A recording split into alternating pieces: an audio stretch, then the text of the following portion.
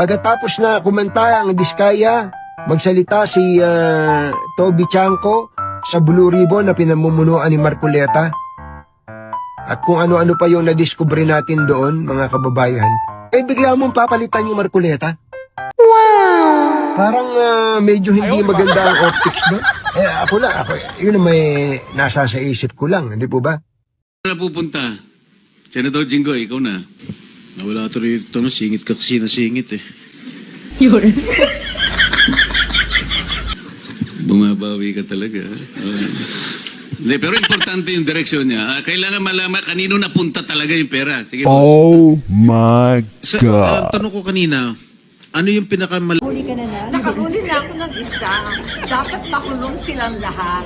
Ilan ba sila lahat, ma'am? Lahat ng buhaya, lahat ng ilong.